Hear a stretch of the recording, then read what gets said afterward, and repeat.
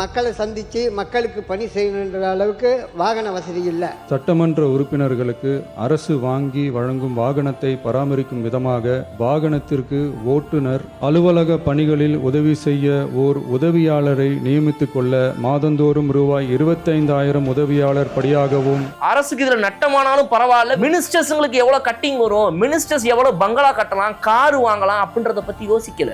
இலவச மருத்துவ சிகிச்சைக்கான மருத்துவ காப்பீட்டுத் தொகை 5 லட்சத்திலிருந்து ரூபாய் 25 லட்சமாக உயர்த்தப்படும். ரியாக்ஷனே இல்ல, ஒரு கும்பல் தந்து மட்டும். அவங்கள நம்ம கேள்வி கேட்காம விட போறதே இல்ல. பேசுங்கன்றாங்க. ஒரு 3 டிபார்ட்மெண்ட்ல இருந்து ரிவ்யூ பண்ணி அந்த ஃபைல்ஸ்லாம் என் டேபிள்ல இருக்குன்னு சொன்னாரு. உண்மையிலேயே என் டேபிள்ல இருக்கு.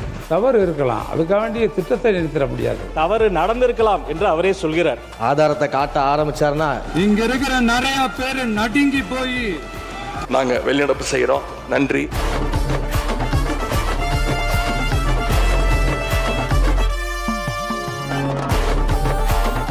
ஆரம்பிக்கலாமா?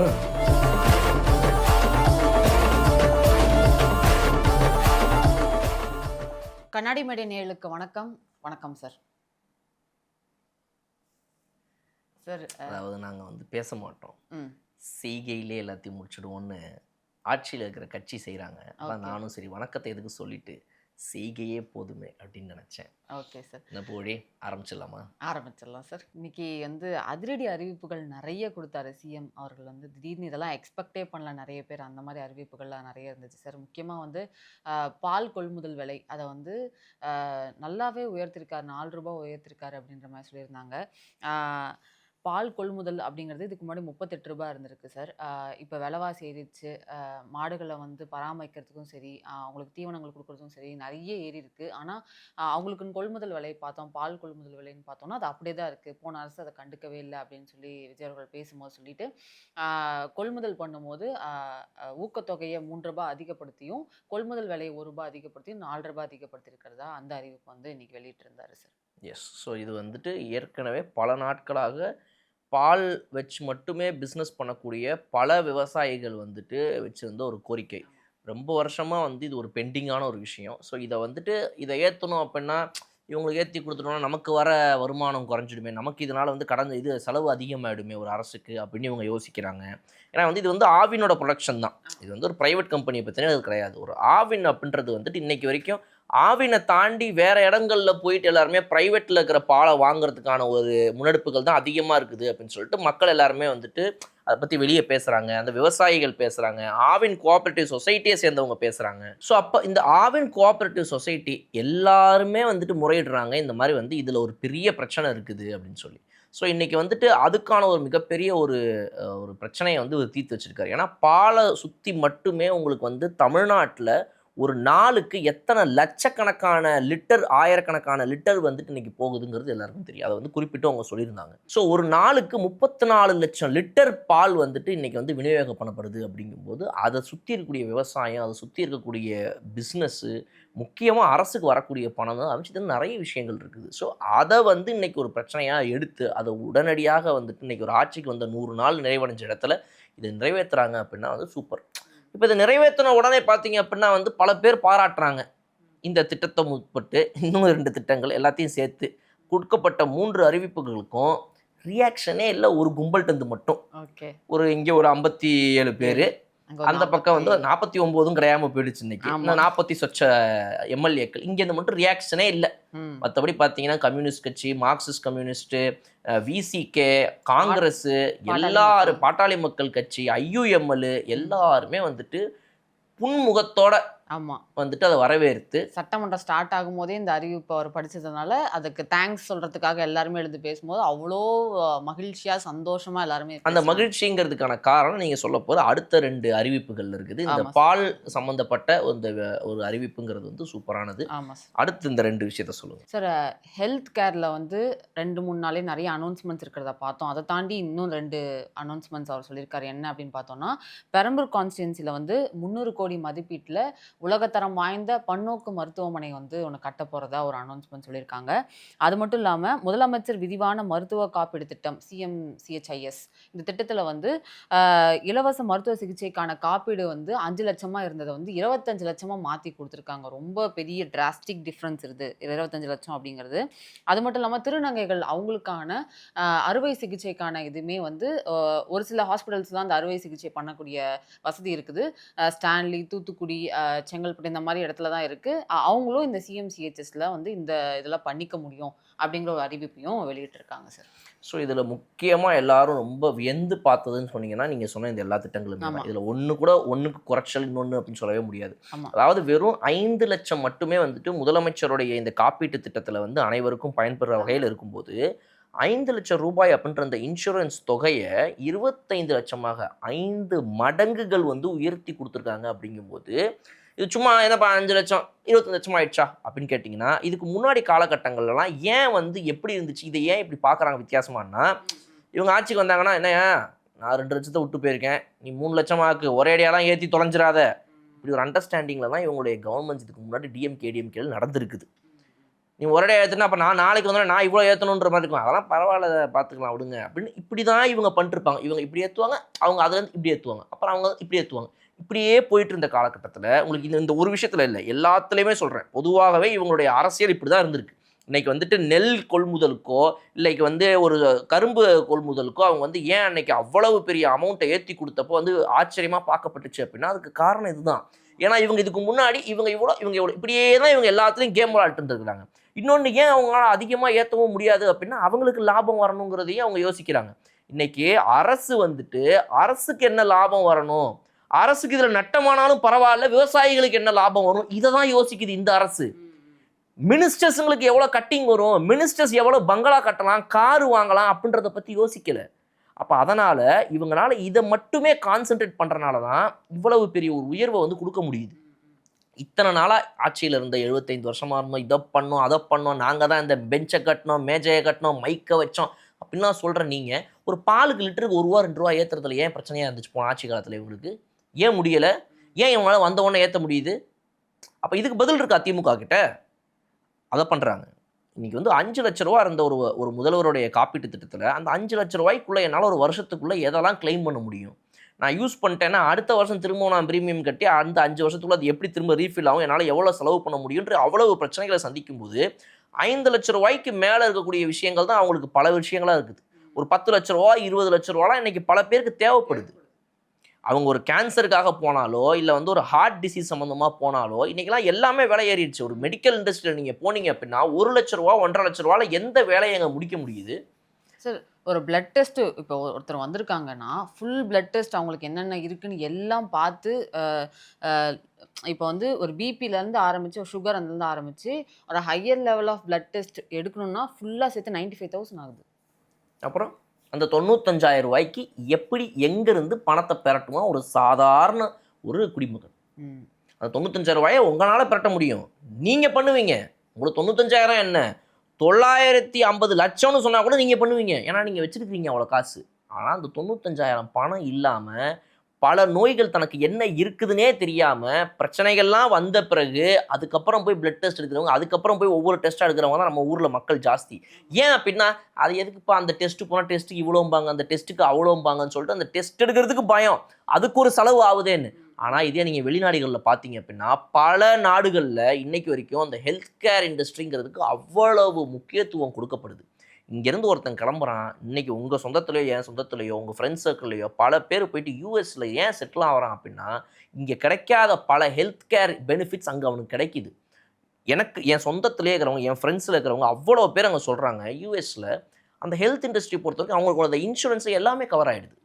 ஓகே, எனக்கு தெரிஞ்ச இன்னொரு நாட்டிலேருந்து என்னுடைய ரிலேட்டிவ்ஸ் வந்து இந்தியாவுக்கு ஒரு ஹெல்த் கேரில் இங்கே வந்து டாக்டர்ஸுங்க நல்லா இருக்கிறாங்க, இங்கே நல்ல டாக்டர் இருக்கிறாங்க, நல்ல ஒரு ப்ரைவேட்டில் வந்துட்டு சூப்பரான ஃபெசிலிட்டிஸ் இருக்குது. பல வெளிநாடுகள்லேருந்து இங்கே வந்து சின்ன சின்ன நாடுகளில் யூஎஸ் கிடையாது, சின்ன சின்ன நாடுகள்லேருந்து பல பேர் இங்கே வந்து பண்ணுறாங்க. இங்கே இப்போ கூட நம்மளுடைய மியாட் மருத்துவமனைக்கு போனீங்க அப்படின்னா இங்கே இருக்கிற லோக்கல் சென்னை டீஸை விட வெளிநாடுகள்லேருந்து வரவங்க நிறைய பேர் தான் அங்கே இருக்கிறாங்க. ஆப்பிரிக்கன் கண்ட்ரீஸ்லேருந்து வராங்க, அப்புறம் வந்துட்டு இந்த ஆஸ்திரேலியா, நியூசிலாண்ட்லேருந்து வராங்க, பல நாடுகள்லேருந்து இங்கே வந்து சிகிச்சை பண்ணுறாங்க. நீங்கள் உள்ளே போனீங்கன்னா இது இந்தியாவா இல்லையான்னு யோசிப்பீங்க. ஃபுல்லாக ஃபாரினர்ஸ் தான் உள்ளே இருப்பானுங்க மியாட்டில், வெளிநாட்டுக்காரங்க மட்டும்தான்.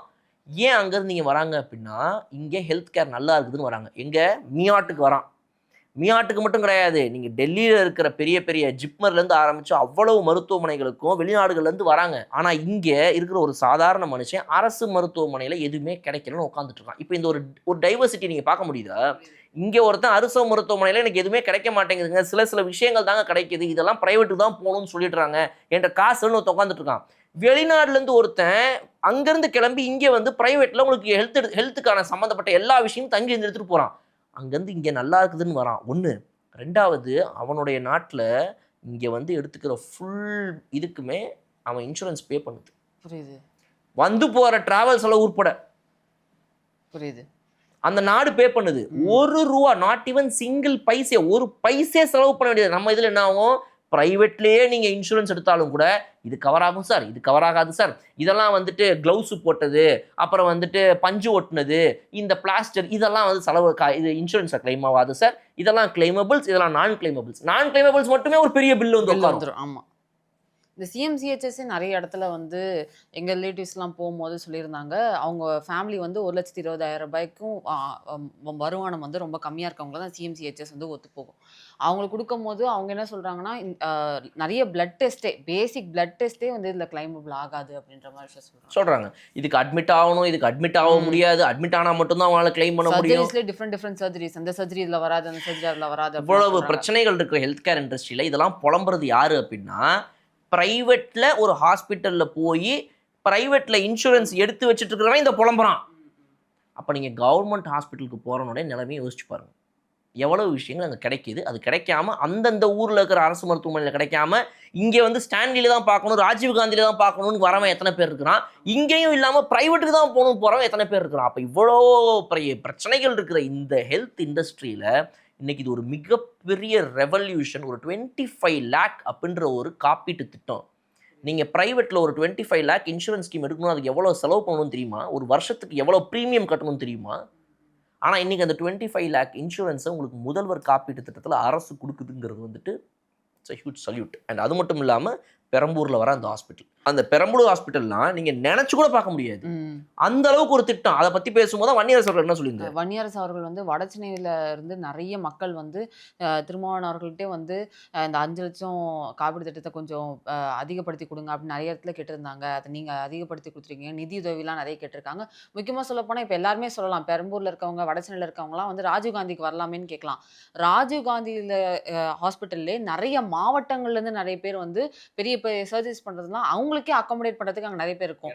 நீங்கள் ஒரு சில இடத்துக்குலாம் போனீங்கன்னா, ஒரு சில வார்டுக்கெலாம் போனீங்கன்னா பேஷண்ட்ஸ் வந்து இடம் இல்லாமல் வெளியில் வெயிட் பண்ண சொல்லுவாங்க, இல்லை கீழே தரையில் படுத்திருப்பாங்க. இந்த மாதிரி எல்லாம் ஒரு 5 வருஷத்துக்கு முன்னாடி நடந்திருக்கு. அந்த மாதிரி அக்காமடேட் பண்ண முடியாமல் சொல்லலை. அப்படி இருக்கும்போது இன்னொரு மல்டி ஸ்பெஷாலிட்டி ஹாஸ்பிட்டல் வந்து வடசென்னையில் வர்றது ரொம்ப ரொம்ப நல்ல விஷயம். வடசென்னையிலேருந்து இங்கே வராதவங்களாம் பெரம்பூருக்கு போவாங்க. இந்த ஹாஸ்பிட்டல் வந்து மற்ற மாவட்டங்கள்லேருந்து இங்கே வந்து பெரிய பெரிய சர்ஜரிஸ் பண்ணுறவங்களுக்கு வந்து இது யூஸ்ஃபுல்லாக இருக்கும். இன்னொன்று, அரசு மருத்துவமனையை நாடி போகிறவங்க அங்கே தானே இங்கே இருக்கிறாங்க. இன்னும் அதிகமாக உங்களுக்கு வேளச்சேரியில், ஓஎம்ஆரில், சோழிங்கநல்லூரில் நீங்கள் சொல்லுங்கள், எனக்கு அரசு மருத்துவமனையை நாடி போகக்கூடிய அந்த ஐடி லைஃப்பில் அந்த ஏரியாவில் இருக்கிறவங்க எத்தனை பேர் இருக்கிறாங்க? You tell me the percentage. அப்போ எந்த இடத்துக்கு அரசு மருத்துவமனையோடைய அவசியம் தேவைப்படுதோ அங்கே தான் கொண்டு வர முடியும். அப்போ பெரம்பூர் தொகுதியை பொறுத்த வரைக்கும் இன்னைக்கு சிஎம்மோட தொகுதியில் அவரை நம்பி வாக்களித்த மக்கள் அப்படிங்கிறத தாண்டி அந்த ஏரியாவை வளர்க்கணுன்றதுக்காக தான் அவர் அங்கே வந்தாரே. He chose Perambur only for that. நீ மற்ற தொகுதியை எடுத்து அந்த தொகுதியை வளர்க்கறத விட பெரம்பூரை நான் மிகப்பெரிய ஒரு, அதாவது சில பேர் உருட்டினாங்களே குளத்தூரை சிங்கப்பூரா மாற்றிட்டோம், அந்த மாதிரி உருட்டாம நிஜமாவே பெரம்பூரை பெரிய ஒரு இடமாக மாற்றி காட்டணும்னு அந்த தொகுதியை அவர் தேர்ந்தெடுத்தார். அதுக்கான முதல் மிகப்பெரிய முன்னெடுப்புங்கிறது வந்து இந்த ஒரு 300 கோடி செலவுலான இந்த ஒரு மருத்துவமனை. இப்போ டவுட் இருக்கு சார், குளத்தூர்ல சிங்கப்பூர்ல இங்க பெரிய ஹாஸ்பிட்டல் இருக்காம? இருக்கும் செம்மையா இருக்கும். நான் பார்த்தேன், அப்படி 100 ஃப்ளோர்ல ஒரு ஹாஸ்பிட்டல் இருக்குது அங்கே. மேலே ஏறி பார்த்தீங்க அப்படின்னா ஸ்ரீலங்கா தெரியுது அதுல இருந்து. நல்லா இருக்கு. இன்னொரு அனௌன்ஸ்மெண்ட் சொல்லியிருக்காங்க சார். அரசு மருத்துவக் கல்லூரியில 351 கோடி மதிப்பீட்டுல கூடுதல் மாணவர் சேர்க்கைக்கான இடங்கள் வந்து உருவாக்கப்படும் அப்படின்னு இருக்காங்க. மொத்த இடங்கள் எவ்வளோன்னு பார்த்தோம்னா 6098 இடங்கள் உருவாக்கப்படும். 660 பிஎஸ்சி செவிலியர் மாணவர்கள் இடங்கள், அதாவது 7 புதிய அரசு மருத்துவ செவிலியர் கல்லூரிகள் உருவாக்கப்படும் சொல்லியிருக்காங்க. 1925 செவிலியர் கல்லூரி மற்றும் பள்ளிகள் கூடுதலாக இடங்கள் வந்து ஒதுக்கப்படும் சொல்லியிருக்காங்க. 2778 12 துணை மருத்துவ படிப்புகளில் மாணாக்கர்கள் இடங்கள் கொடுக்கப்படும் சொல்லியிருக்காங்க. 735 மருத்துவியல் படிப்புகளில் கூடுதல் இடங்கள் அப்படின்ற மாதிரி சொல்லியிருக்காங்க சார். இந்த செவிலியர் போராட்டங்கிறது போன ஆட்சி காலத்துல எப்படி நடந்துச்சுன்றது உங்களுக்கு ஞாபகம் இருக்குதா? ஆமா. பணியிடம் ஒதுக்க சொல்லியும் அவங்களுக்கு போதுமான அளவுக்கு வந்துட்டு எதுவுமே இல்லைன்னு சொல்லி அவங்க எவ்வளவு பெரிய போராட்டத்தில் ஈடுபட்டப்போ இந்த செவிலியர் போராட்டங்கிறது அப்படிப்பட்ட பேச்சா மாறிச்சு. ஆமா. வழக்கம் போல் வந்துட்டு முன்வாசல் வழியா பின்வாசல் வழியாலாம் அங்கேருந்து தலைமை செயலகத்திலேருந்து கிளம்பி போனால் அவங்கள கண்டு கொள்ளாத அன்றைய முதலமைச்சரையும் நம்மளால பார்க்க முடிஞ்சுது. அப்போது இன்றைய முதலமைச்சர்கிட்ட போயிட்டு செவிலியர்கள் போராட்டம் ஏதாவது இந்த 100 நாள் நடந்துச்சா? போன ஆட்சி காலத்தில் உங்கள் முன்னாடி வந்து பண்ண அந்த ஒரு போராட்டத்துக்கும் இந்த ஆட்சி காலத்தில் இந்த முதலமைச்சர் இப்போ தமிழ்நாட்டின் சிஎம் தீர்வு காணி சொல்கிறார். உங்களால் சொல்ல முடியல. வீட்டில் உட்காந்துட்டு இருக்கீங்க, உட்காந்து இப்போ இதெல்லாம் டிவியில் பார்த்துட்டு இருக்கிறீங்க. ஆக அப்பா இந்த செவிலியர்களால் அன்னைக்கு வந்து போராட்டப்பட்டாக்க அவர்களுக்கு இதுக்கு செஞ்சுருக்கிறாங்களா, ஆக இதை வந்து நம்ம எப்படி எதிர்க்க போகிறோம் இப்படின்னு யோசிச்சுக்கிட்டு இருக்கீங்க நீங்கள். 6 மாதத்தில் கவுள்ற ஆட்சி எதுக்கு இதெல்லாம் செய்கிறாங்க அப்படின்னு நீங்கள் யோசிச்சுட்டு இருக்கிறீங்க. ஸோ அப்போ அந்த நர்சிங்கில் இருக்கிறவங்க உங்களுக்கு இன்றைக்குமே நீங்கள் பார்த்தீங்க அப்படின்னா பல மாநிலங்கள்லேருந்து வெளிநாட்டுக்கு போகிறாங்க நர்சிங்க்கு. ஆமாம் சார். அங்கே போனால் நர்ஸுக்கு அப்படியே அவ்வளோ பெரிய தங்க தட்டு வச்சு அப்படியே வரவேற்கிறாங்க.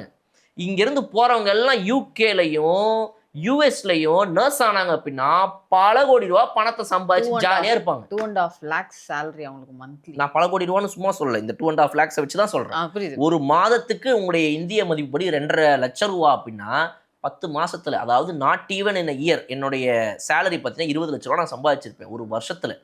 டாக்டருங்களே இங்கே எவ்வளோ சம்பாதிக்கிறது கிடையாது. சார், அடுத்த அனௌன்ஸ்மெண்ட் என்னன்னு பார்த்தோம்னா, தமிழ்நாட்டில் அதிகரித்து வரும் புற்றுநோய்களை தடுக்கவும் தரமான சிகிச்சை வழங்கவும் முதலமைச்சரின் புற்றுநோய் பராமரிப்பு இயக்கம் chief ministers cancer care mission 673 கோடியே 44 லட்சம் ரூபாய் மதிப்பீட்டில் மேம்படுத்தப்படும் அப்படின்ற மாதிரி சொல்லியிருக்காங்க. இதில் வந்து சென்னை ராஜீவ்காந்தி பொது மருத்துவமனையில் 471 கோடியே 80 லட்சம் ரூபாய் மதிப்பீட்டில் G+14 தளங்களுடன் ஒருங்கிணைந்த புற்றுநோய் சிகிச்சை பிரிவு அமைக்கப்படும். முதற்கட்டமாக மதுரை ராஜாஜி மருத்துவமனையில் ரூபாய் 84 கோடியில் G+8 தளங்களுடன் மண்டல புற்றுநோய் மையம் தொடங்கப்படும் அப்படின்ற மாதிரி சொல்லியிருக்காங்க. தமிழ்நாடு முழுக்க எத்தனை அரசு புற்றுநோய் மருத்துவமனைகள் இருக்குது பூழி? ரொம்ப மெட்ரோபாலிட்டன் சிட்டியில் ஒரு இங்கே சொன்னால் ராஜீவ்காந்தி தான் இருந்திருக்கு. அப்போ இன்னைக்கு இவங்களுடைய முன்னெடுப்பு அப்படின்றத பார்த்தீங்க அப்படின்னா அனைத்து மாவட்டங்களுக்கும் நாளைக்கு போய் ஒரு கேன்சர் புற்றுநோய் மருத்துவமனைன்றது வரணும் அப்படின்றது தான் இவங்களுடைய இலக்கா இருக்குது. அதை நோக்கி தான் இவங்க பயணம் செய்கிறாங்க. தமிழ்நாட்டில் வெறும் சென்னையில் மட்டும் உங்களுக்கு கேன்சர் கியூர் இருந்தால் போதுமா? பல மாநிலங்கள்லேருந்து பார்த்தீங்க அப்படின்னா சென்னைக்கு வராங்க. எங்கே? அப்போலோவை தேடி வராங்க. பக்கத்து ஸ்டேட்லேருந்துலாம் இன்றைக்கி நீங்கள் பார்த்தீங்க அப்படின்னா அப்போலோ விரிவடைஞ்சு போயிட்டு இருக்குது. நீங்கள் வந்து கர்நாடகாவில் பெங்களூர் அவ்வளோ பெரிய சிட்டின்னு நம்ம சொல்கிறோம், ஹைதராபாத் பெரிய சிட்டின்னு சொல்கிறோம். பெங்களூர்லேருந்து 20-25 வருஷத்துக்கு முன்னாடி வரைக்கும் 2000கள்லேயே 2005 2010 வரைக்கும் ஈவன் பிஃபோர் 15 இயர்ஸ் வரைக்கும் அங்கேருந்து அப்போலோ ஹாஸ்பிட்டலுக்காக வந்து சிகிச்சை பெற்று போனவங்க கேன்சருக்காக இருக்கிறாங்க. இன்னைக்கு கேன்சருக்கு ஓரளவுக்கு ஹாஸ்பிட்டல்ஸ்லாம் அங்கே இப்போ தான் குரோவாகி வந்துட்டு இருக்குது. ஸோ சென்னை எல்லாத்துலேயுமே முன்னோடியாக தான் இருந்திருக்குது இதுக்கு முன்னாடி. ஆனால் அதை வந்துட்டு ஒரு அண்ணா காலத்துக்கு அப்புறமா காமராஜர் அண்ணாவை தாண்டி எடுத்துட்டு போகிறதுக்கு இவங்களுடைய தலைவர்கள்லாம் ஏன் யோசிச்சாங்க அப்படின்னா இவங்க சொத்து சேர்க்கறதா தான் இருந்தாங்க. புரியுதுங்களா? இவங்களுக்கு எல்லா வாய்ப்புகளும் இருந்துச்சு.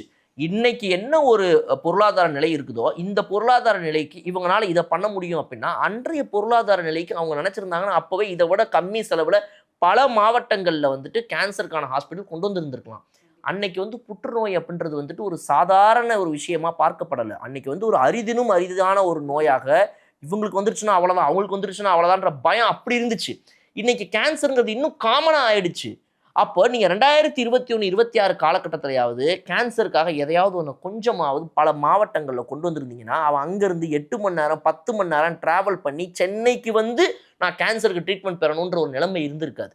நீங்கள் இன்றைக்கி சொல்லுங்கள், சென்னையை தவிர்த்துட்டு கோயம்புத்தூர், திருச்சி, மதுரை இது போன்ற பெரிய பெரிய டியர் 2 சிட்டிஸ்லயே எத்தனை இடங்கள்ல கேன்சருக்கு ஒரு அரசு மருத்துவமனை சரியான ட்ரீட்மெண்ட் கொடுக்குற நிலைமை இன்னைக்கு இருக்குது. அரசு மருத்துவமனை இல்ல. அப்போ நீங்கள் அங்கே அந்த டியர் 2 சிட்டிஸ்லேருந்தே கிளம்பி அரசு மருத்துவமனைக்கு நான் போகணும் அப்படின்னா, ராஜீவ்காந்திக்கு சென்னைக்கு வரணும் அப்படின்னா நிலைமையை யோசிச்சு பாருங்க. இதில் இன்னும் பல பிரச்சனைகள் இந்த ஹெல்த் இண்டஸ்ட்ரியில் இருக்குது. அன்னைக்கே கூட வந்துட்டு அருண்ராஜ் அவர்கள்ட்ட சொல்லியிருந்தாங்க, இந்த மாதிரி வந்துட்டு நம்ம அவர் பேசிட்டே இருக்கும்போது லைவ்ல டக்குன்னு வந்துட்டு, சார் இந்த மாதிரிலாம் சில விஷயங்களுக்குலாம் என்னால் வந்துட்டு நான் அந்த ஊர்லேருந்து கிளம்பி இங்கே வந்துட்டு இருக்கேன் சார், தஞ்சாவூர் டிஸ்ட்ரிக்ட் பற்றி அங்கே வந்து ஒருத்தர் வந்துட்டு இருக்கேன் அப்படின்னு சொன்னார். ஸோ அந்த மாதிரி பல பிரச்சனைகள் இருக்கிற இண்டஸ்ட்ரியில் இது வந்து ஒரு பிக் ஸ்டெப், ஹியூஜ் ஸ்டெப், ஒரு மைல் ஸ்டோன் இது அப்படின்னு சொல்லலாம். அது இன்னைக்கு அங்கே உள்ள இருந்த சட்டமன்ற உறுப்பினர்கள் மூலமாகவே நம்மளால பார்க்க முடிஞ்சது. மக்கள் இதை மிகப்பெரிய லெவலில் வரவேற்பாங்க அப்படின்றது வந்து எந்த ஒரு மாற்று கருத்தும் கிடையாது. அடுத்து மிக முக்கியமான 3வது அறிவிப்பு, ஹெல்த் கேர் முடிஞ்சிருச்சு. அதுக்கு முன்னாடி பால்வளத்துறையை பற்றி சொல்லிட்டீங்க. ஆமாம் சார். அதுக்கு அடுத்து வந்து லாஸ்ட் வீக் சட்டமன்றத்தில் வந்து விசிகா எம்எல்ஏ ஜோதிமணி அவர்கள் வந்து என் தொகுதியை சுற்றி பார்க்கறதுக்கும் மக்கள் பணி செய்யறதுக்குமே வந்து கார் இல்லை, போயிட்டு வர முடியல, கஷ்டமாக இருக்குது அப்படிங்கிற மாதிரி கோரிக்கையாக வச்சுருந்தாங்க. அது கண்டிப்பாக சிஎம் அவர்கள்ட்ட வந்து சொல்லப்படும் அப்படின்ற மாதிரி சபாநாயகர் சொல்லியிருந்தாரு. இப்போ அதுக்கேற்ற மாதிரி ஒரு அனௌன்ஸ்மெண்ட் வந்திருக்கு சார். என்ன அப்படின்னு பார்த்தோம்னா, முதல் முறை எம்எல்ஏக்கள், சட்டமன்ற உறுப்பினர்கள் எல்லாருக்குமே வந்து வாகனங்கள் கொடுக்கப்படும். அது மட்டும் இல்லாமல் அந்த வாகனத்துக்கு பராமரிப்பு சேவை, எரிபொருள், இந்த மாதிரி டிரைவர் இதெல்லாம் வச்சுக்கிறதுக்கு வாகனப்படி 75,000 கொடுக்கப்படும் சொல்லியிருக்காங்க. அது மட்டும் இல்லாமல் உதவியாளரை நியமித்து அவங்களுக்கு வந்து ஒரு சேலரியாக 25,000 கொடுக்கறதுக்கான இதுவுமே வந்து எல்லாமே கவர்மெண்ட் பார்த்துக்கும் அப்படின்ற மாதிரி ஒரு விஷயத்த வந்து இன்னைக்கு அனௌன்ஸ் பண்ணாங்க. அனௌன்ஸ் பண்ணும்போதே நிறைய பேர் அப்படியே ஆர்ப்பரிச்சு ரொம்ப சந்தோஷமாக இருந்தாங்க. ஏன்னா டிவிகே சைட்லேருந்து நிறைய பேர் பார்த்தோன்னா முதல் முறை எம்எல்ஏக்கள், அதனால அவங்க பயங்கர ஹாப்பியாக இருந்தாங்க சார். இது ஒரு பெரிய விஷயங்க. இது வந்துட்டு ஒரு லேண்ட்மார்க் விஷயம். இதை வந்துட்டு பாமக தரப்பு என்ன சொல்கிறாங்க அப்படின்னா வந்துட்டு, இதை நாங்கள் ரொம்ப வருஷமாக எங்களுடைய கட்சியிலேருந்து நாங்கள் கேட்டிருக்க விஷயம் இன்னைக்கு அது கிடச்சிருக்குதுன்னு சொல்கிறாங்க. ஸோ இது எல்லாத்தையும் தாண்டி இதை பாருங்கள், நிறைய விஷயங்கள் இதில் பார்க்கலாம்.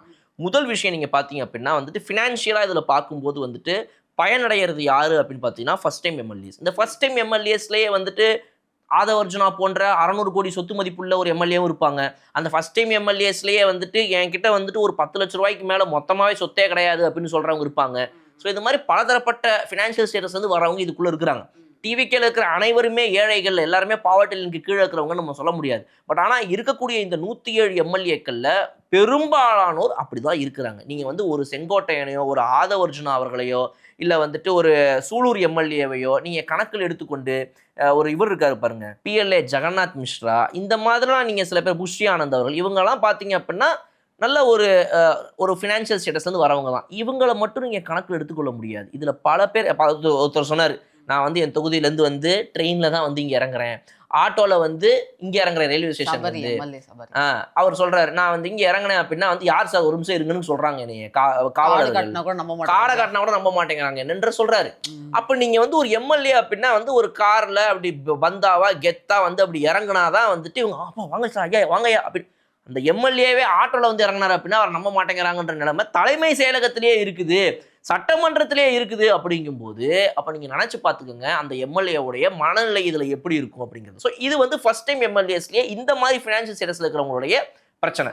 இதை நம்ம ஒரு பக்கமாக வச்சுருவோம். ஸோ இப்போ இது இல்லாமல் இன்னொரு பக்கம் நீங்கள் பார்த்தீங்க அப்படின்னா, கிட்டத்தட்ட ஒரு ரொம்ப சொல்லப்போனால் வந்து ஒரு ரொம்ப ஏழ்மையாக ஒரு 50 கோடி 100 கோடி சொத்து, ரொம்ப ஏழ்மையாக 1000 கோடி 10,000 கோடி சொத்து வச்சுருக்கக்கூடிய திமுக அதிமுக எம்எல்ஏக்கள், இவங்க பார்த்தீங்க அப்படின்னா வந்துட்டு நம்ம ரொம்ப பாவர்ட்டிலேருந்து வந்து இன்னுமே பாவர்ட்டிலே இருக்கிறாங்க, ரொம்ப கஷ்டப்பட்டுட்டு இருக்கிறாங்க. அவங்களுடைய பிரச்சனைகளை வந்து வாயால் சொல்ல முடியாத ஒரு மனுஷனால எந்த கார் எடுத்து ஓட்டுறதுன்னு தெரியல, பேப்பர் எடுத்து தான் காட்டணும், கஷ்டம், அவ்வளோ கஷ்டமாக இருக்குதுங்க. அதனால் முடியல. அது பார்த்தீங்கன்னா வந்து இந்த வண்டிக்கு இந்த டிரைவர்னு சொல்லி சூரிய வம்சத்தில் நட்புக்காக படத்துலலாம் வர மாதிரி வந்து ஒரு பெரிய மாட மாளிகையில் சாதாரண எளிமையான ஒரு வாழ்க்கையை வாழ்ந்துட்டு இருக்கிற இவர்களை போன்ற நபர்கள்லாம் இன்னைக்கு வரைக்கும் எனக்கு ரொம்ப பிரச்சனையாக இருக்கிறது என்ன அப்படின்னா, சந்தேகமாக இருக்கிறது, குழப்பமாக இருக்கிறது, மண்டையை பிச்சுக்கிற மாதிரி இருக்கிறது என்ன அப்படின்னா வந்துட்டு அவங்களுடைய அஃபிடவிட்டில் அவங்க ஃபைல் பண்ணுறதும் அவங்க வாழ்கிற வாழ்க்கையும் எப்படா சம்மந்தம் இல்லாமல் இருக்குது.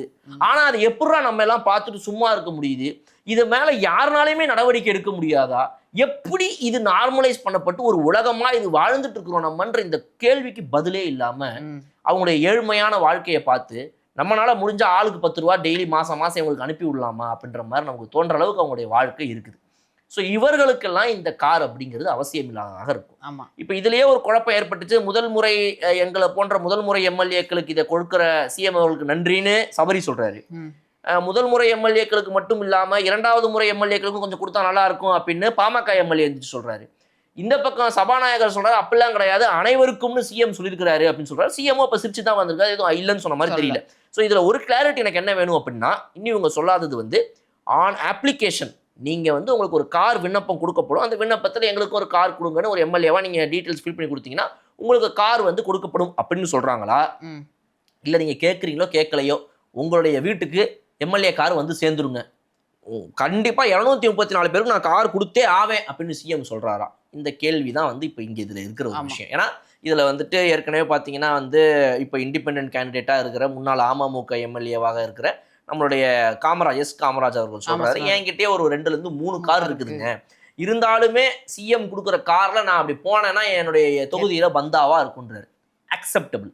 ஒரு 3 கார் வச்சிருக்கிறவர் கூட எனக்கு இந்த கவர்மெண்ட்டுடைய கார், ஏன்னா வந்துட்டு நீங்க அது எல்லாத்துலயுமே பாத்தீங்க அப்படின்னா வந்துட்டு சீரியல் நம்பர் பிஎஸ் பிஎம்னு இருக்கும், இதுல சீரியல் நம்பர் ஜின்னு இருக்கும், கவர்மெண்ட் வெஹிக்கிள். ஸோ நான் எவ்வளோதான் ஒரு பணக்காரனாக இருந்தாலுமே கூட எனக்கு வந்து ஒரு கவர்மெண்ட் வெஹிக்கிள் இருக்குது போது அதில் நான் போய் வந்தேன்னா ஜி போர்டு அப்படின்னா அது வேற விஷயம், அது ஒரு மரியாதையானது. அது வந்து வெறும் அமைச்சர்களுக்கு மட்டுமே இருக்குதுங்கும் போது இன்னைக்கு வந்து இந்த ஜி கவர்மெண்ட் ரெஜிஸ்ட்ரேஷன் போர்டு வந்துட்டு ஒரு எம்எல்ஏக்கும் கொடுக்கப்படுது அப்படிங்கிறத பார்க்கும்போது அந்த வகையில் அது சரி. ஆமாம். ஆனால் அந்த அதர் எண்ட் அந்த காரை விட்டுட்டு நீங்கள் அது வந்து ஒரு ஃபிக்ஸட் அசெட், ஒரு 20 லட்ச ரூபாய் 25 லட்ச ரூபாய், அதில் வேற சில பேர் கேட்டாங்க இனோவா காரா கொடுத்தா நல்லா இருக்கும்னு சொல்றாங்க தலைவரே, இங்கிருந்து ஒருத்தர் யாரோ ஒருத்தர் பின்னாடி கை காட்டி விட்டாரு, சிஎம் சிரிக்கிறாரு, ரைட்டா? ஸோ அது என்ன கார் கொடுக்க போறாங்க, ஹேட்ச் பேக்கா சிடானா, இல்லை கொடுத்தா ஒரு எம்எல்ஏக்கெல்லாம் வந்து குறைஞ்சபட்சம் இனோவா தான் கொடுக்கணும், ஒரு 7 சீட்டர் கார் தானே இவங்க முடிவு பண்ண போறாங்கன்றதெல்லாம் நமக்கு தெரியல. பட் அதெல்லாம் ஓரமா ஒதுக்கி வச்சுட்டு ஸ்கார்பியோவா இனோவா பொலேரோவான்றது பேச்சு கிடையாது. பட் அது ஃபிக்ஸட் அசெட், அந்த 7 லட்ச ரூபா 10 லட்ச ரூபாய் ஒரு 15-25 லட்ச ரூபா. பட் ஆனா இந்த பக்கம் திரும்பி பார்த்தீங்கன்னா மாதம் வந்துட்டு இந்த 234 பேருக்கும் இப்போ 1 லட்ச ரூபா கொடுக்கப்படுறதாக சொல்லப்படுது. ஸோ 2.34 crore, 2,34 லட்சம் ரூபா கொடுக்கப்பட போகுது. அப்போ இந்த 2.34 crore அப்படிங்கிறது வந்துட்டு மாசம் அப்படிங்கும்போது நீங்க 12 மாசத்துக்கு ஒரு வருஷத்துக்கு எடுத்து பார்த்தீங்க அப்படின்னா கிட்டத்தட்ட வந்து ஒரு 30 crores கிட்ட வந்து இதுக்கு இவங்க செலவு பண்ண போறாங்க. இந்த 30 கோடி ரூபாயை இந்த எம்எல்ஏக்கள்ல எத்தனை பேர் இதுக்கு வந்து இந்த 1 லட்ச ரூபா மாசத்துக்கு வந்துட்டு கேப்பபிளா இருக்கிறாங்க, யாருக்கெல்லாம் அவசியம் இருக்குதோ அவங்களுக்கு கொடுத்தா நல்லது அப்படின்றது ஒரு பார்வை. இன்னொரு பக்கம் நீங்க திரும்பி பார்த்தீங்கன்னா அது எப்படி அன்யூனிஃபார்மா கொடுக்க முடியும்? யூனிஃபார்மா எல்லாருக்கும் தான் கொடுக்கணும். இப்போ அமைச்சர்கள்லயே வந்துட்டு பணக்கார அமைச்சர் இருப்பாங்க, ஏழை அமைச்சர் இருப்பாங்க, புதிய அமைச்சர் இருப்பாங்க, பழைய அமைச்சர் இருப்பாங்க. எல்லா அமைச்சர்களுக்கும் அமைச்சருக்குன்னு இப்போ ஒரு கார் கொடுக்கப்படுதுல, அப்போ அதே மாதிரி தானே எம்எல்ஏக்குன்னு கொண்டு வந்துட்டா இப்போ இது எல்லாருக்கும் கொடுத்து தானே ஆகணுங்கிறது வரும். ஸோ இதில் இவ்வளவு பிரச்சனைகள் இருக்குது. நம்ம யோசிச்சு பார்க்கும்போது வந்துட்டு பிரச்சனைகள் இந்த சென்ஸ் மாரல் கொஸ்டின்ஸ் சொல்கிறேன் நான். லீகலாக பார்க்கும்போது ஓகே, பட் மாரலி நீங்கள் யோசிச்சிங்கன்னா இவங்களுக்கு இதெல்லாம் அவசியமாங்க அப்படின்னு அப்போ அந்த கேள்வி நம்ம கேட்டோம்னா மினிஸ்டர்களுக்கும் அதே கேள்வி தான் கேட்கணும். ஸோ இது வந்துருச்சுன்னா யூனிஃபார்மாக எல்லாருக்கும் கொடுக்கப்படும். அதனால் இதில் இருக்கக்கூடிய இந்த ஒரு 30 கோடி ரூபா வருஷத்துக்கு செலவு பண்ணுறதுங்கிறத பற்றி ஒரு யோசனை தான் நம்ம இதில் வைக்கிறோம், இது ஒரு கேள்வியாக எடுத்து வைக்கிறோம். அதில் வந்துட்டு இந்த ஏழ்மையில் இருக்கக்கூடிய திமுக அதிமுக 10,000 ரூபா கையிருப்பு வச்சிருக்கிறவருடைய பையன்லாம் உள்ளே இருக்கிறாரு. அப்பாக்கே 10,000 ரூபா தான் கையிருப்புனா 5-6 வருஷம் தான் அரசியலுக்குள்ளே வந்து அவருடைய நிலைமையெல்லாம் யோசிச்சு பாருங்க நீங்கள். he should be having some 5,000 rupees I think. அஃபிடவிட்டில் மான மரியாதைக்காக வேணால் அதிகமாக போட்டுருந்துருக்கலாம், மான மரியாதைக்காக எல்லா சொத்து இருக்குன்னு காட்டிக்கலாம். பட் எனக்கு தெரிஞ்சு வந்து 5,000 தான் அவருக்கு இருக்கும்னு நினைக்கிறேன் நான். அதனால் வந்துட்டு இது மாதிரி தான் வந்துட்டு நிதர்சன நிலைமைகள் இருக்கிறனால வந்துட்டு பட் ஆன் த ஹோல் பார்க்கும்போது தேர் ஆல் ஹாப்பி. சிரிச்ச முகம், ஒரே சிரிப்பு. அமைச்சரானா மட்டும்தான் ஜி போர்டு காருன்னாங்க, இப்போ எம்எல்ஏக்குமா அவ்வளோ பேருக்கும் முகமெல்லாம் ஒரு சிரிப்பு. ஏன்னா வந்து இவங்கெல்லாம் எதிர்பார்க்காத ஒரு ஸ்வீட் சர்ப்ரைஸ் இது, ரைட்டா? ஸோ அப்போ தான் வந்துட்டு அவைத்தலைவர் சொல்கிறாரு, நீங்கள்லாம் பாராட்டி முடிச்சுட்டீங்க, ரைட்டு ஓகே, உங்களுக்குலாம் வந்து நிறைய பேர் இன்னும் கை தூக்குறீங்க, நேரமின்மையினால் வந்து சில பேருக்கு தான் வாய்ப்பு கொடுத்தேன், பட் உங்களை கூட விடுங்க, சில பேர்லாம் வந்துட்டு சொல்லத்தான் நினைக்கிறேன் சொல்லாமல் தவிக்கிறேன்னு இப்போ இங்கே இந்த பக்கம் உட்காந்துருக்காங்களே, அப்போ அவங்க நிலைமையெல்லாம் நீங்கள் நினச்சி பாருங்கன்ற மாதிரி ரைட்டாக அவனு சொன்னார். ஸோ இந்த விஷயங்களில் திமுக ரியாக்ஷனையும் காட்டலை, எந்திரிச்சு நன்றியும் சொல்லலை, எதுவுமே சொல்லலை. என்ன பண்ணா பயம் வந்து வண்டி வந்துச்சுன்னா திமுக அதிமுக ரெண்டு பேருமே யாருமே தெரியல.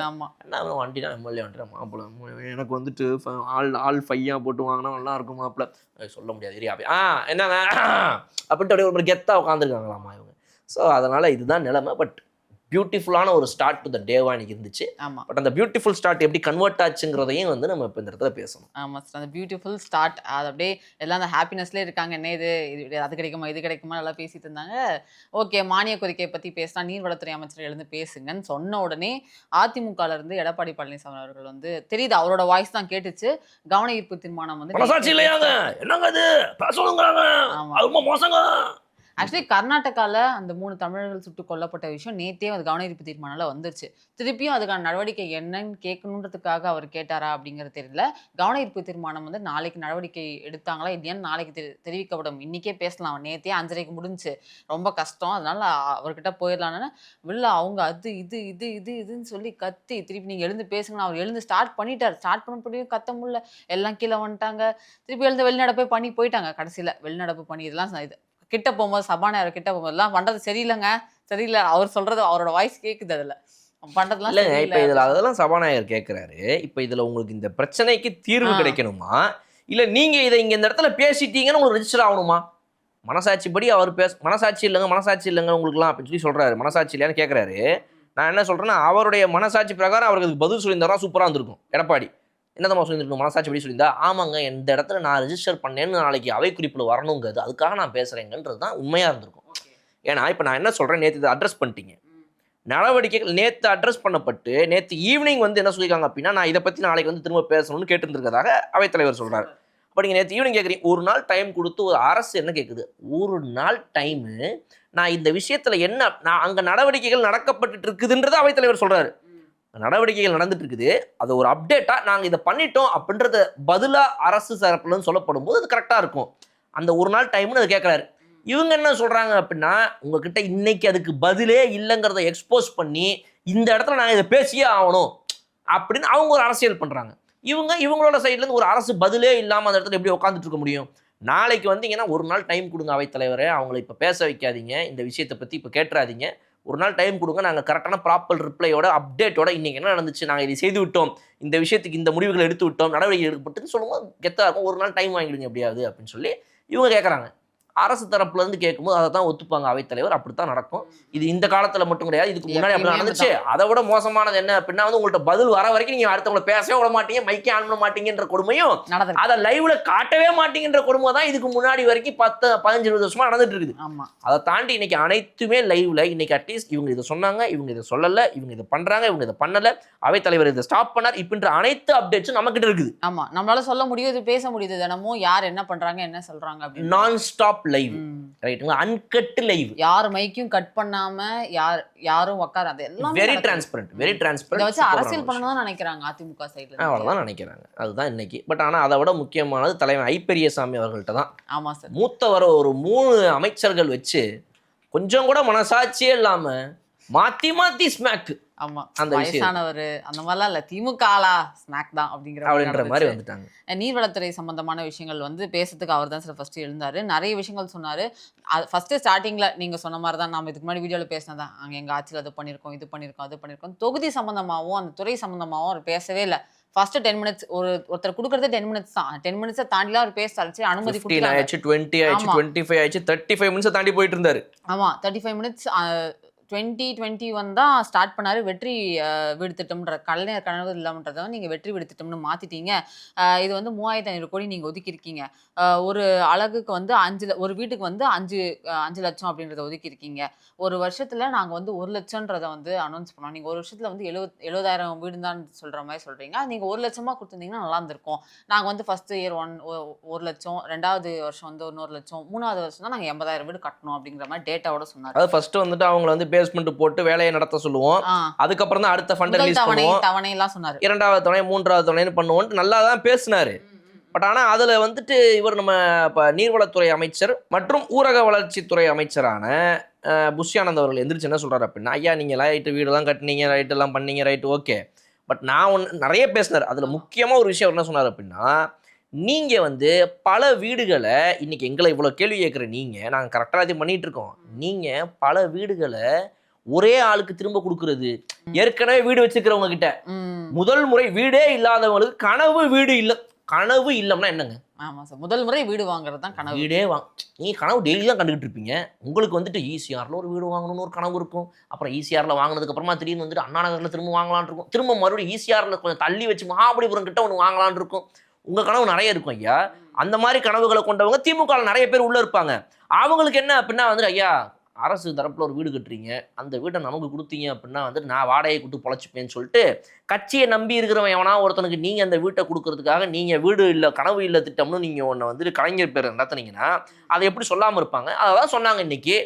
நீங்க இந்த மாதிரி வந்துட்டு இந்த இது மூலமா நிறைய பேருக்கு செகண்ட் டைமா இருக்கிறவங்களுக்கு தான் நீங்க வீடு கொடுத்து அதை லிஸ்டே என்கிட்ட இருக்குது, நான் இப்பவே இந்த இடத்துல கொடுக்கட்டுமா நீங்க கேட்டீங்கன்னா நான் அதையும் இப்பவே கொடுக்குறேன்னு சொல்றாரு. ஆமா. உடனே அவரு அதாவதுங்க அப்பப்போ தவறு நடக்கும். திட்டம் அப்படின்னு இருந்துச்சுன்னா அந்த திட்டம்ல தவறுகள்ன்றது நடக்கலாம், அது இந்த தவறுகள் நடந்திருக்கலாம். அதுக்காக நம்ம அந்த திட்டத்தையே தவறு சொல்ல முடியாது இல்லையா? உடனே பள்ளிக்கல்வித்துறை அமைச்சர் இருந்தார் சமஸ், அவரோட புக் எடுத்து அவர் படித்து ஏதோ ஒன்று சொல்லியிருந்தார். அந்த மாதிரி சமஸ் அவர்களே எழுதின ஒரு ஆர்டிக்கல் நான் சொல்கிறேன். விஜய் 100 ஊழலுக்கு எதிரான ஒரு பெரிய அடி அப்படின்ற ஒரு ஆர்டிக்கல் அவர் எழுதியிருக்காரு. நாங்கள் வந்து ஒரு வீடு கட்டுறோம் அப்படின்னா தரமான வீடு கட்டி கொடுக்கணும் அப்படிங்கிற ஒரு விஷயம் இருக்குது. அங்கொன்றும் இங்கொன்றுமா ஒரு தவறு நடந்துக்கிறத அவரே ஒத்துக்கிட்டாரு. உறுப்பினருக்கு ரொம்ப நன்றி அப்படின்னு சொல்லிட்டு அவர் உட்காந்து. ஆமாங்க, இவங்க சொல்கிறது கரெக்டு தானே. இப்போ இதில் வந்து இவர் பேசும்போது நீங்கள் பார்த்தீங்க அப்படின்னா சில விஷயங்கள்லாம் நாங்கள் ஒதுக்குனதை விட நீங்கள் அமௌண்ட் அதிகமாக ஒதுக்கலை, கம்மியாக தான் ஒதுக்கியிருக்கீங்க. நாங்கள் வந்துட்டு இந்த கிராமப்புற வளர்ச்சிக்கு வந்துட்டு 7,800 கோடி கிட்டத்தட்ட நாங்கள் வந்து ஒதுக்கியிருக்கிறோம் போன ஆட்சி காலத்தில். நீங்கள் 7,100 கோடி தான், கிட்டத்தட்ட எங்களோட நீங்கள் ஒரு 700 கோடி கம்மியாக ஒதுக்கிறீங்க அப்படின்னு. ஐயா 7,800 கோடியில் எத்தனை கோடி உங்கள் பாக்கெட்டுக்கு போச்சு, உங்களுடைய கட்சியினருக்கு போச்சு, அதன் மீதம் போக எத்தனை மக்களுக்கு போச்சுங்கிறதா இங்கே கேள்வி. இங்கே 7,100 கோடி மக்களுக்கு போதுங்கும் போது உங்களுக்கு என்ன பிரச்சனை? 7,800 கோடி இவங்களுடைய கணக்குப்படி வெளிவந்த டேட்டா படி வெளியே வந்து அத்தனை பேருமே இதுக்கு முன்னாடி இந்த அமைச்சரவைகளோட வேலை செஞ்ச கான்ட்ராக்டர்ஸ் ப்ரெஸ் மீட்டில் சொன்ன அந்த 30% நீங்கள் கணக்கில் எடுத்துக்கிட்டீங்கன்னா கூட 7,800 கோடியில் கிட்டத்தட்ட 2,500 கோடி உங்களுக்கு வந்துட்டு இந்த 30% கட் ஆஃப்லேயே போயிடுது. அப்போ நீங்கள் பண்ணது கிட்டத்தட்ட 5,300 கோடி தான். அப்போ கூட உங்களை விட ஒரு 2,800 crores அதிகமாக தான் பண்ணியிருக்காங்க. கம்முன்னு இருக்கு. இதுக்கு நடுவில் தான் சார் எடப்பாடி பழனிசாமி அவர்கள் ஒரு விஷயம் சொல்லியிருந்தார். நேற்று வந்து நான் பேசினேன் கனிம வளத்துறை சம்மந்தமான ஒரு விஷயம். அதை வந்து அவரோட கவனத்துக்கு நான் கொண்டு வரேன். என்ன அப்படின்னு பார்த்தோம்னா, நிறைய குவாரிகளில் வந்து அவர் ஆய்வு பண்ணார். ஆய்வு பண்ணுறதுல எனக்கு தப்பு இல்லை. ஆனால் நிறைய குவாரிகளை வந்து இழுத்து மூடிட்டாங்க, வரம்பு மீறி செயல்படுறாங்க அப்படிங்கிறதுனால. அதனால எம்சாண்டு ஜெல்லி இந்த மாதிரி விஷயங்கள்லாம் வந்து பற்றாக்குறை அதிகமாயிடுச்சு அப்படின்றதுனால விலைவாசியும் அதிகமாகுது. அவரோட கவனத்துக்கு இது கொண்டு வரேன். அதை வந்து சரி பண்ணுறதுக்கு ஏதாவது சொல்யூஷன் வச்சுருக்கீங்களா அப்படிங்கிறத அவர்கிட்ட நான் கேட்கணும் அப்படின்னு சொன்னார். அவர் எழுந்து டிகே பிரபு அவர்கள் எழுந்து பேசினார். பேசும்போது சில டேட்டாஸை சொல்கிறாரு. அவர் பெரியசாமி பேசும்போது ஒரு டேட்டா சொல்கிறாரு. இவருக்கு பதில் சொல்லும் போது இந்த மாதிரி நம்ம மக்களுக்கு தேவையான அளவை வந்து நாம் ஃபஸ்ட்டு யூஸ் பண்ணலாம், மற்றதை அதுக்கப்புறமா பார்த்துக்கலாம் அப்படிங்கிறதுனால ஒரு டெம்பரவரி பேனுன்றது ஒன்று இருக்குது எம்சன் ஜெல்லிக்கு. அதனால நம்ம மக்களுக்கு ஃபஸ்ட்டு யூஸ் பண்ணணும் அப்படின்னு சொல்லிட்டு டெம்பரவரி பேனை வந்து கொடுத்த முதல்வர் வந்து விஜய் அவர்கள் தான். நம்ம மக்களுக்கு வேணுன்றதுனால உங்களுக்கு டீட்டெயில்டாக வேணா மானிய கோரிக்கையில் நான் சொல்கிறேன் அப்படின்ற மாதிரி சொல்லியிருந்தாரு. இதே அவர் வந்து பெரியசாமி அவர் பேசும்போது நீங்கள் வந்து ஒரு வீட்டுக்கு வந்து 3.5 லட்சம் சொல்லியிருந்தீங்க. 3 லட்சம் நாங்கள் சொல்லியிருந்தோம், நீங்கள் வந்து 5 லட்சம் சொல்கிறீங்க. ஏன் சொல்கிறீங்கன்னா அப்போ இருந்ததுக்கு விலைவாசி ரொம்ப அதிகமாகிடுச்சு, அதிகமானதுனால நீங்கள் இது பண்ணுறீங்க அப்படின்னு சொன்னார். அதுக்கு தான் வந்து கனிம வளத்துறை அமைச்சர் வந்து ஒரு டேட்டா சொல்கிறாரு. போன இயரில் வந்து கட்டுமான பணிக்காக யூஸ் பண்ணுற ஜெல்லி அப்படிங்கிறது வந்து தயாரிப்பு வந்து தயாரித்து ஃபீஸா அவங்க செல் பண்ணது வந்து 13.22 கோடியே மெட்ரிக் டன் ஃபீஸ் கொடுத்து சேல் ஆனதாக ரெக்கார்ட்ல இருக்கிறது வந்து ஒரு 13 மெட்ரிக் டன். ஆமா, 13 கோடி மெட்ரிக் டன், 13.22 கோடி மெட்ரிக் டன். உற்பத்தி வந்து 100 கோடி மெட்ரிக் டன் உற்பத்தி செய்யப்பட்டது. பயன்பட்டிருக்கிறது வந்து 85 கோடி மெட்ரிக் டன். இப்போ வந்து டிஃபரன்ஸ் எவ்வளோன்னு தெரியல சார். இப்போ 72 கோடி மெட்ரிக் டன். இந்த டிஃபரன்ஸ், இந்த ஜெல்லி எங்கே போச்சு? இதுக்கு வந்து கணக்கு சொன்னாரா நல்லாயிருக்கும் கேள்விக்கு அப்படின்னு சொல்லிட்டு உட்காந்துட்டாரு. அதாவது இவங்க சொல்கிற மெட்ரிக் டன் என்ன மெட்ரிக் டன் கணக்கு அப்படின்னா 100 கோடி மெட்ரிக் டன் வந்து உற்பத்தி ஆயிருக்குது. அதில் 85 கோடி மெட்ரிக் டன் பயன்படுத்திருக்கீங்க. ஆனால் ரெக்கார்டில் இருக்கிறது வெறும் 13 கோடி மெட்ரிக் டன் தான் வந்துட்டு சேல் ஆயிருக்கிறதாக வந்து நீங்கள் கணக்கு காட்டியிருக்கிறீங்க. மிச்சம் 72 கோடி மெட்ரிக் டன்னுக்கான செலவு கணக்கு எங்க? இது சேல் ஆச்சா இல்லையா? அந்த காசு எங்கே போச்சு? அரசாங்கத்துக்கு வந்ததா கணக்கில் இல்லை. 72 கோடி மெட்ரிக் டன் ஜல்லி. இப்போ வந்துட்டு ஜல்லி தட்டுப்பாடாக இருக்குது அப்படின்னு இதில் இவர் எந்திரிச்சு எடப்பாடி அவர்கள் நிறைய பேர்னால இங்கே விவசாயம் பண்ண முடியலங்க அப்படின்னு. நான் என்ன கேட்குறேன், இதில் எத்தனை பேர் வந்துட்டு கட்சி ஆளுங்க போயிட்டு அதில் வியாபாரம் பண்ணுறாங்க, இதை விற்று காசு பார்க்குறாங்க. அவங்களுடைய வியாபாரம் கெட்டு போச்சுங்கிறக்கா தலைவர் வந்து இங்கே அவங்க ரெப்ரசன்ட் பேசிட்டு இருக்காரு. மக்களெல்லாம் இவர் ஒன்றும் ரெப்ரசன்ட் பண்ணல. அங்கே ஒன்றும் ஜல்லி தட்டுப்பாடுனால இவர் பேசலை. பல பேருக்கு இப்போ வியாபாரம் கெட்டு போயிருக்குது. இப்படி வந்து மூடிட்டீங்களேங்க, என் சொந்தக்காரங்க, எனக்கு தெரிஞ்சவங்க, வேண்டப்பட்ட என் கட்சிக்கு தேவைப்பட்டவங்க எல்லாருமே அங்கே வந்துட்டு பண்ணுற பல பேருடைய குவாரியை நீங்கள் மூடி விட்டீங்க அப்படின்னு சொல்கிறாரு. ஏன்னா நீங்கள் அந்த சைடெலாம் பார்த்தீங்க அப்படின்னா ஒரு ஒரு பர்டிகுலர் பெல்ட் சைடில் அந்த சைடு அவருடைய தொகுதியிலேருந்து ஆரம்பித்து நீங்கள் அந்த சைடெலாம் பார்த்தீங்கன்னா சவுத் சைட்லாம் ஏடிஎம்கேவை சம்மந்தப்பட்டவங்க தான் பல பேர் வந்துட்டு அங்கே குவாரிகள் பண்ணுறாங்க. இதே நீங்கள் இந்த சைடு அதுலேயே ஷேர்டு ஹோல்டாக நீங்கள் வந்து சிவகாசி, விருதுநகர் இந்த சைட்லாம் நீங்கள் போய் பார்த்தீங்க அப்படின்னா வந்து டிஎம்கே ஆளுங்களுடைய குவாரிகள் தான் வந்து அதிகமாக இருக்கும். ஸோ இப்போ இவர் இதை ரெப்ரசன்ட் பண்ணுற அவர் பெல்ட் சைட்லேருந்து இருக்கக்கூடிய நிறைய பேருக்கு குவாரி வியாபாரம் வந்து கெட்டு போயிடுச்சாமா, அதை வச்சு பிஸ்னஸ் பண்ண முடியலையா, அதை கேட்குறாரே தவிர வேறு ஒன்றும் இருக்கணும் மைய மக்கள் நலன்லாம் ஒன்றும் அவர் கருதி கேட்கல. இது ஒன்று. இன்னொன்று, இது ஐ பெரியசாமி அவர்கள் பதிலும் சொல்லலை. ஆமாம், அதுக்கு பதில் அப்படியே ஸ்கிப்பு. ஆமாம், ஃபஸ்ட்டு அவர் பேசும்போதே நிறைய விஷயங்களுக்கு வந்து இதுக்கு ஆதாரம் இல்லை, இதுக்கு ஆதாரம் இல்லைன்னு சொன்னாங்க. உடனே அப்போ தான் வந்து விஜய் அவர்கள் எழுந்து பேசும்போது இல்லை, அப்போ வந்துட்டு ராஜ்மோகன் அவர்கள் வந்து சொல்லும்போது அப்போ அவர் சொல்கிறாரு, நீங்கள் இப்படி ஆதாரம்னு கேட்குறீங்களே, எங்கள் முதல்வர் எந்திரிச்சு அப்புறம் ஆதாரம் இருக்குதே அதை பற்றி பேசவான்னு பேசினா நீங்களாம் என்ன ஆவீங்கன்றாரு. முதலமைச்சர் எந்திரிச்சிட்டார். அந்த மாதிரி நான் வந்துட்டு பேசக்கூடாதுன்னு நினச்சேன், இதெல்லாம் வந்து தேவையில்லை பேசலாம்னு நினச்சேன், பட் இருந்தாலும் சொல்கிறேன், ஒரு வாரத்துக்கு முன்னாடி நிதியமைச்சர் வந்துட்டு இந்த மாதிரி என்னோட டேபிளில் வந்து ஒரு 3 துறைகளுடைய ரிப்போர்ட் இருக்குதுன்னு சொல்லியிருந்தார். அதெல்லாம் வந்து அவர் ஒன்றும் போகிற போக்கில் சொல்லிட்டு போல, நிஜமாகவே அது என் டேபிளில் தான் இருக்குது, அதை எப்போ ஓப்பன் பண்ணணுமோ அந்த நேரத்தில் ஓப்பன் பண்ணுவேன், ப்ரூஃபோடு அப்படியே என்கிட்ட தான் இருக்குதுன்னு. நான் என்ன கேட்குறேன், திமுக கலந்து பெந்திரிச்சு ஏதே ப்ரூஃப் இருக்கா, என்ன ப்ரூஃப் இருக்கு உங்ககிட்ட, என்ன பேசுறீங்க எல்லாருமே, ஓபன் பண்ணுங்க பாப்பா. லைவ் போய்கிட்டு இருக்குது, இப்ப மக்கள் பார்த்துட்டு இருக்காங்க எங்க மேல். இப்ப நீங்க இதுக்கு முன்னாடி என்ன சொன்னாங்க, நீங்க லைவ் போயிட்டு இருக்குது, ஒரு குற்றச்சாட்டை பேசிட்டு நீங்க கிளம்பி போயிடுறீங்க, அதை வந்து அவை குறிப்புல இருந்து நீக்கணும், பாத்துக்கோங்க அப்படி இப்படின்னா பேசினாங்க. பேசிட்டு போறவங்க போயிடக்கூடாதுன்னாங்க. குற்றச்சாட்டு தானே. இப்ப நீங்க லைவ் போய்கிட்டு இருக்குதுல, ஒருத்தங்களாவது ஏவா வேலூர்ல இருந்து, KN நேருல இருந்து, சேகர் பாபுல இருந்து, எங்க அண்ணன் பாலாஜியில இருந்து, இல்லை பேசிக்கிட்டே இருந்த யாருக்கு குறுக்க இப்போ இவங்க புது பேசினாங்களோ திரும்ப கண்டினியூ பண்ண ஐ பெரியசாமியில இருந்து யாராவது ஒருத்தங்களாவது கோவப்பட்டு கொந்தளிச்சு கொப்பளிச்சு இப்ப அப்படின்ட்டு வேற டாபிக் போயிட்டாங்க. ஆமா, சரி, இதை பத்தி பேசிக்கிட்டே இருக்கும்போது அப்பதான் வந்துட்டு இவர் இது பேசி முடிச்ச உடனே நம்மளுடைய அறநிலைத்துறை அமைச்சர் அவர்கள் எந்திரிச்சு என்ன சொன்னாரு அப்படின்னா, எங்க தலைவர் வந்து பேசவே மாட்டேங்கிறாருன்னு சொல்றீங்க, அவர் பேச ஆரம்பிச்சாருன்னா உங்ககிட்ட யாருக்கும் பதில் இருக்காதுன்றது உங்களுக்கு தெரியுதா இல்லையா அப்படின்னு அவர் சொன்ன உடனே திரும்பவும் எந்திரிச்சிட்டார் சிஎம். அப்போ சிஎம் வந்துச்சு என்ன சொல்கிறாரு அப்படின்னா வந்துட்டு, எப்போ பேசணும், எங்கே பேசணும், எப்படி பேசணுங்கிறதெல்லாம் எங்களுக்கு தெரிஞ்சு நாங்கள் பேசினனால தான் மக்கள் எங்களை வந்து அன்பாக இங்கே அனுப்பிச்சிருக்கிறாங்க. அதனால் அதையும் தாண்டி ரொம்ப முக்கியமான விஷயம், நான் ஏன் பேசாமல் இருக்கேன் அப்படின்னா, எனக்கு எப்போ எங்கே பேசணும்னு தெரியும். இப்போ இடைத்தேர்தலில் நான் பேசி வர்றதும் வராமல் போயிடுச்சுன்னா, இடைத்தேர்தலையாவது நம்பி அங்கேயாவது ஏதாவது ஒரு வெற்றி கண்டுறக்கூடாதா சில பேருன்றதுக்காக தான் கொஞ்சம் அமைதியாக இருக்கேன் அப்படின்னு கலாய்க்கிறார். அப்போயாவது அங்கே எதிர்த்து உங்க கோவப்பட்டிருக்கணும், என்ன சொல்லியிருந்துருக்கணும். நீங்க என்னங்க இடைத்தேர்தலில் எங்களுக்கு பிச்சை போடுறது, அனைத்து தொகுதிகள்லையும் திமுக ஜெயிக்குங்க அப்படின்னு சொல்லியிருந்துருக்கணுமா இல்லையா? கண்டிப்பா. அதையும் சொல்லலைங்க, எதுவுமே பேசல. ஏய் ஒண்ணுங்களா தான் வம்புழுக்கிறாங்க, எந்திரிச்சு பேசுங்கயா அப்படின்ட்டு இங்கேருந்து ஊப்பிங்கெல்லாம் கதறாங்க. டிவி வழியா உள்ள போய் அவங்களை எந்திரிச்சு பேச வைக்க முடியல. வீட்டுல இருக்கிறவங்க கலாய்க்கிறாங்க, நல்லா தெரியுது. பேசுங்க இந்த இடத்துல, என்னங்க எதிர்கட்சி நீங்க, 75 வருஷ கட்சி உங்களை கலாய்க்கிறாங்க, போட்டு வச்சு செய்யறாங்க ரோஸ்ட் ட்ரோலு.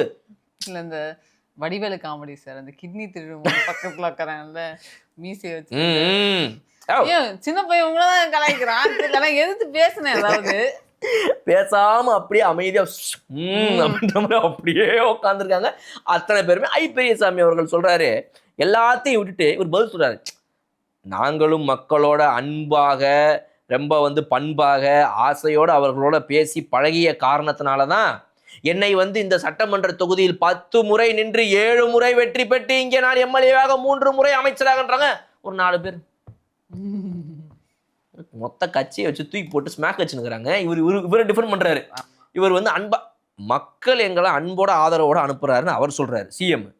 நாங்க மக்களோட அன்போட ஆதரவோட ரொம்ப அழகா பேசுனதுனால தான் மக்கள் எங்களை அனுப்புனாங்கன்னு இவர் சம்பந்தமே நம்ம பதில் சொல்றாரு.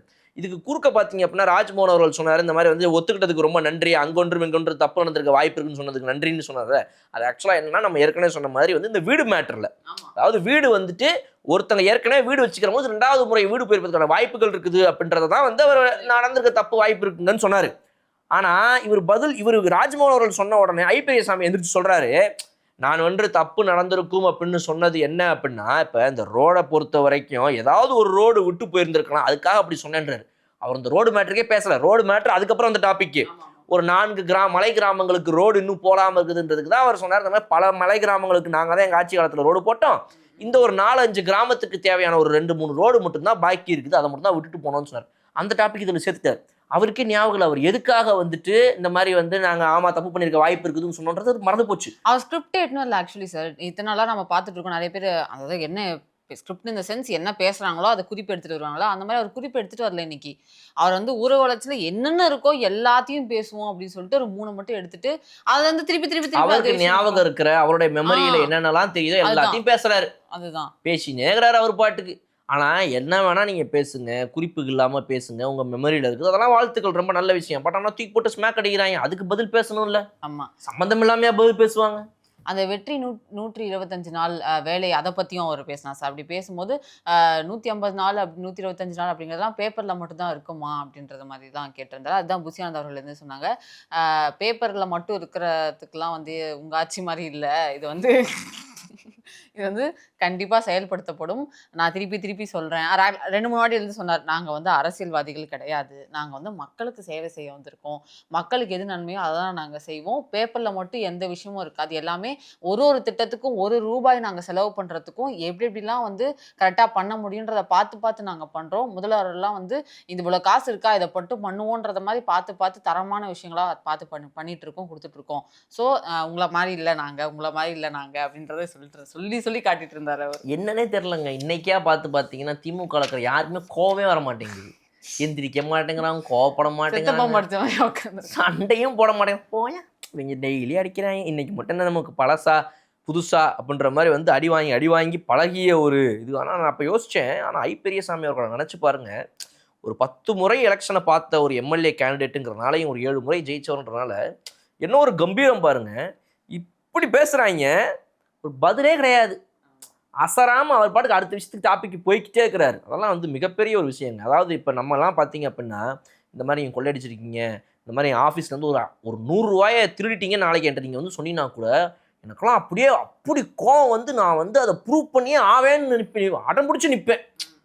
இன்னைக்கு பல 100 கோடி பல 1000 கோடி கணக்கிலான ஒரு ஊழலை பற்றியும் கரப்ஷனை பற்றியும் இவங்க பேசிக்கிட்டு இருக்காங்க. துப்புனா தொடச்சிக்குவோம், தூசினா தட்டிடுவோம் அப்படின்ற மாதிரி இவங்க பாட்டு சிம்பிளாக அதை கடந்து அடுத்த லைனுக்கு போய்கிட்டே இருக்காங்க. ஐயோ இப்போ இந்த லைஃப்லாம் ரொம்ப கஷ்டங்க. தூக்கம் எப்படி வரும்னு தெரியல, அது வச்சிடலாம். விஜய் அவர்கள் சொன்னாங்க, என்கிட்ட இருக்கு, ஓப்பன் பண்ண வச்சிடாதீங்க அப்படின்னு சொன்னோடனே எல்லாம் அமைதியாக இருந்தாங்க. பெரியசாமி எழுந்து பேச ஆரம்பிச்சார்ல, சுற்றி இருக்காங்களாம் இப்படியே இருந்தாங்க, நாம் என்னென்னலாம் எங்கெங்க அடித்தோம் இதெல்லாம் யோசிச்சோம் அப்படின்னு. இல்லை, இப்போ அவங்களாம் யோசிக்கிறது என்னன்னா, ஏமாப்பல 3 துறைன்றாருல, அதில் எது ஒன்னோடு இருக்குமா, எனக்கு தெரிஞ்ச ஒன்னோடு தான் இருக்கும்னு நினைக்கிறேன். அப்படி இப்போ உங்களுக்குள்ள டிஸ்கஷனு எல்லாரும் இப்படி பேசிட்டு இருக்கும்போது அப்புறம் உடனே மாப்பிள்ளை எனக்கு என்னமோ ஓ மேலே சந்தேகமாக திரும்பி பார்க்காங்க, செந்தில் பாலாஜி அவரை காணும். இந்த மாதிரி டாப்பிக்லாம் நீங்கள் பேசுவார்னு தெரிஞ்சு அவர் லீவ் போட்டாரா என்னன்னு தெரியல. பட் ஆனால் எல்லாரோட மைண்டில் ஓடிட்டு இருக்கிறது என்ன அப்படின்னா, அந்த 3 துறைகள் எதுவாக இருக்கும் அப்படின்னு மக்கள் சொல்லட்டும். கமெண்ட்ஸில் வந்துட்டு இந்த வீடியோவில் அந்த 3 துறை என்ன துறை, எதோடைய பேப்பர்ஸ்லாம் அவர் ப்ரூஃபோடு வச்சுட்டு உட்காந்துட்டு இருக்காரு அப்படின்னு சொல்லி அந்த அமைச்சருடைய முன்னாள் அமைச்சர் பேரோட சேர்த்து மக்கள் சொல்லுவாங்க அப்படின்னு பார்க்கலாம். அந்த வீடை வந்து குவாலிட்டியாக கட்டி கொடுக்கறத பற்றிலாம் சில வாக்குவாதம்லாம் வந்துச்சு, மாற்றி எழுந்து பதில் சொன்னாங்க. அப்போ மதியழகன் அவர்கள் எழுந்து கேள்வி கேட்கும்போது சொன்னார், சார் 16 கோடி செலவில் வந்து தென்பெண்ணி ஆறில் வந்து ஒரு பிரிட்ஜு கட்டியிருந்தாங்க, அது வந்து ஆத்தோட அடிச்சுட்டு போயிடுச்சு, அது வந்து என்ன அப்படின்றத வந்து ஏவாவேலு அவர்கள் வந்து பதில் சொன்னாரா நல்லாயிருக்கும் அப்படின்னு சொல்லிட்டு உட்காந்தோன்னே இந்த பக்கம் நம்ம திரும்பி பார்த்தோம்னா புசியானந்த் அவர்கள் வந்து விஜய்கிட்ட ஏதோ சொல்கிறாரு, அவர் சிரிக்கிறாரு, திருப்பியும் PW டிபார்ட்மெண்ட் பொதுப்பணித்துறை அவர் அதை வச்சு நான் ஏதோ சொல்கிறாரு, விக்னேஷ் பின்னாடி சிரிக்கிறாரு, விஜய் அவர்கள் சிரிக்கிறாங்க, இன்னும் ஏவாவேலு இருந்து பதில் சொல்கிறாரு. இதுக்கு முன்னாடியே எதிர்கட்சியாக இருந்த அதிமுக இந்த கேள்வியை கேட்டிருக்காங்க, இதெல்லாம் நான் இங்கேயே பதில் சொல்லியிருக்கேன். என்ன அப்படின்னு பார்த்தோம்னா, அப்போ வந்து காட்டாறு மழை பெய்ந்துச்சு, திருவண்ணாமலை மலையே சரிஞ்சு 7 பேர் செத்து போயிட்டாங்க, கிருஷ்ணகிரி தருமபுரியில் ஏகப்பட்ட மழை வந்துச்சு. அந்த தென்பண்ணை ஆறு போகிற வழியில் வந்து நாங்கள் பிரிட்ஜு டிசைன் பண்ணது வந்து 54,600 கன அடி தண்ணி போகிறதுக்கான ஒரு டிசைன் தான் அந்த பிரிட்ஜு. 54,602 கன அடிக்கு வந்த உடனே அது அதிக மழை பெஞ்சதுனால பாம்பார் அணை இந்த பக்கம் இருக்குது, அதுலேருந்தும் வந்து 3 லட்சம் கன அடி தண்ணி மொத்தமாக போயிடுச்சு.